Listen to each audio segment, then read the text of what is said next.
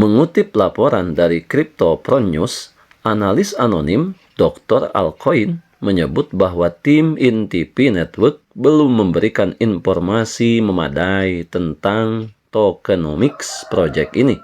Salah satu sorotan utamanya adalah keputusan tim inti untuk menghapus 10 juta token dari peredaran, yang menyebabkan pasokan beredar turun ke 6,77 miliar token, seperti informasi yang kami kutip dari website coinmarketcap.com. Langkah ini dilakukan tanpa roadmap publik atau pemberitahuan resmi yang jelas, sehingga memunculkan asumsi bahwa pengurangan ini bisa jadi bagian dari strategi internal yang berpotensi memengaruhi harga pasar. Sahabat Yasdar setuju dan menyukai tayangan ini. Berikan komentar terbaiknya untuk Yasdar TV lebih berkembang dan berkualitas. Biasakan selalu mencari informasi dan berita lain sebagai referensi dan pembanding untuk informasi yang admin sajikan. Yasdar TV, saluran P-Network.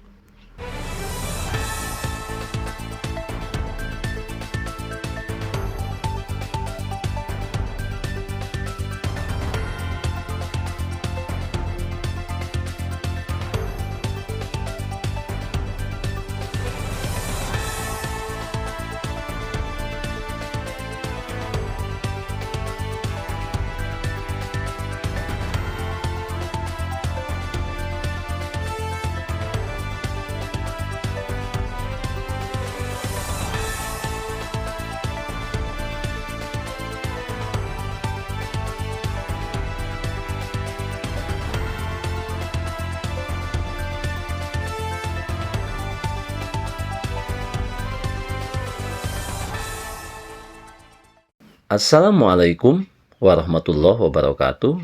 Kembali jumpa bersama Yasdar TV. Sahabat Yasdar, dimanapun Anda berada, semoga dalam keadaan sehat dan afiat. Amin ya robbal alamin. Sebelumnya, admin sampaikan selamat menunaikan ibadah puasa bagi seluruh sahabat Yasdar yang menjalankannya. Jangan lupa like, komen, subscribe, dan share tayangan ini jika dirasa ada manfaatnya.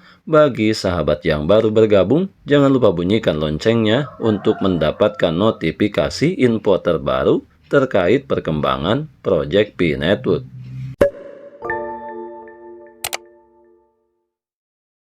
Sahabat Yasdar, menyikapi polemik saat ini berkenaan dengan harga Pi yang saat ini berada di bursa dalam keadaan menurun drastis.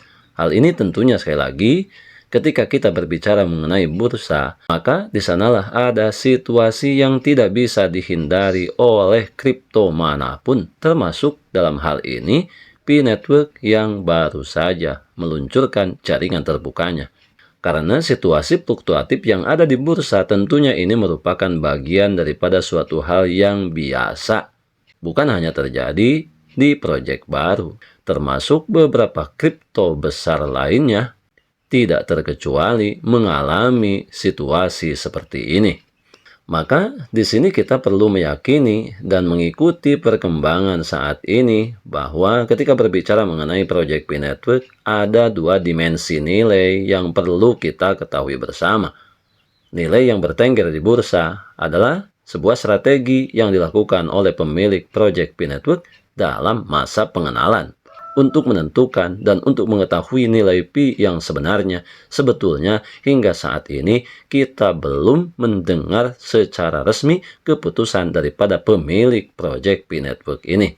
Sahabat Yasdar, saat ini kita akan sedikit membicarakan tentang nilai yang bertengger di bursa. Kenapa hal ini penting? Karena mau tidak mau ini juga merupakan bagian dari upaya pengembangan Project P-Network ke depan.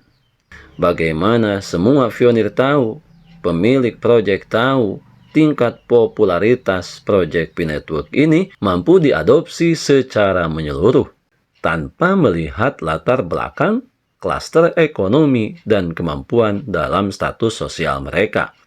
Di sini kita akan menentukan tema di mana Bitcoin gagal tembus bursa besar. Manipulasi suplai jadi sorotan, di mana Pasar bertanya-tanya, Picoin masih belum masuk bursa top dunia, seperti halnya Coinbase dan Binance. Tentunya, P-Network kembali menjadi sorotan komunitas kripto global. Di tengah tekanan pasar dan aktivitas komunitas yang tinggi, muncul pertanyaan yang sangat besar. Kenapa hingga kini Picoin belum juga berhasil listing di bursa kripto besar seperti halnya Binance dan Coinbase? Kekhawatiran ini bukan hanya datang dari kelas investor, tetapi juga analis. Isu utama yang menyeruak adalah kurangnya transparansi dalam manajemen token oleh tim inti P-Network, termasuk soal mekanisme banning, distribusi, hingga pengurangan pasokan secara mendadak. Kita mendalami hal ini, tentunya ini merupakan bagian daripada perimbangan dan peradilan kita memahami proyek P-Network ini. Tentunya tidak selalu kita membahas sesuatu hal yang positif, tetapi kita juga perlu merespon beberapa hal yang menjadi isu negatif tentang proyek P-Network ini, di mana hal ini diharapkan sebagai parameter kita dan rasa optimisme kita menjadi bagian daripada ekosistem P-Network ini. Karena untuk menjadi besar saja tidak cukup hanya mendengarkan pujian, tetapi kita juga harus nantiasa mengevaluasi semua bentuk kritikan yang masuk terhadap proyek P-Network ini. Transparansi dipertanyakan, pasokan dikurangi tanpa penjelasan. Mengutip laporan daripada Cryptopro News, analis anonim Dr. Alcoin menyebut bahwa tim inti P-Network belum memberikan informasi memadai tentang tokenomic project ini. Salah satu sorotan utamanya adalah keputusan tim untuk menghapus 10 juta token dari peredaran, yang menyebabkan pasokan beredar turun ke 6,77 miliar token. Seperti informasi yang kami kutip dari website coinmarketcap.com. Langkah ini dilakukan tanpa roadmap publik atau pemberitahuan resmi yang jelas, sehingga memunculkan asumsi bahwa pengurangan ini bisa jadi bagian daripada strategi internal yang berpotensi memengaruhi harga pasar.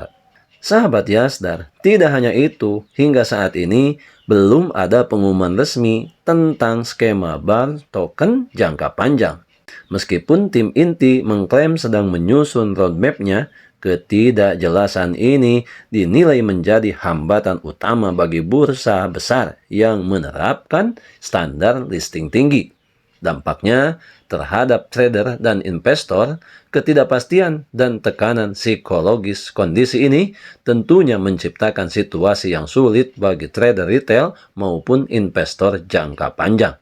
Kurangnya kejelasan informasi membuat keputusan investasi berbasis analisis fundamental jadi mustahil. Investor besar atau institusional akan menghindari proyek dengan manajemen token yang tidak terbuka. Spekulasi di kalangan komunitas meningkat, memicu gejolak harga dan tekanan jual. Sementara itu, sebagian anggota komunitas berspekulasi bahwa keterlambatan listing justru dipicu oleh keengganan tim inti P-Network membayar biaya listing, yang kerap jadi syarat daripada bursa besar. Mereka menduga tim sedang menunggu listing gratis untuk undangan langsung, strategi yang bisa memperlambat momentum proyek. Kombinasi antara kurangnya transparansi dan manuver internal yang tertutup telah mendorong sebagian analis menyebut proyek ini belum siap menghadapi tuntutan pasar terbuka. Nah, sahabat, ini yang perlu kita ketahui bahwa ketika kita berbicara mengenai bursa, tentunya ada berbagai prasyarat yang harus ditempuh dan harus diikuti oleh kedua belah pihak.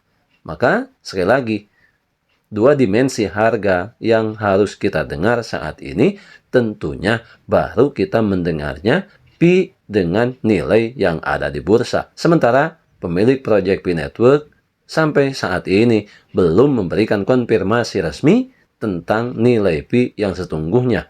Kenapa demikian? Ketika kita mengacu kepada nilai yang ada di bursa, apalah artinya pernyataan Dr. Penn yang menyebutkan bahwa pionir yang memiliki 10 P saja dapat mencukupi kebutuhan sehari-harinya. Sahabat Yasdar, sebelum admin lanjutkan, bagi sahabat yang memerlukan baju kebesaran P-Network, silakan untuk melakukan pemesanan dan sekaligus check out pada sejumlah link yang telah admin sematkan di kolom deskripsi.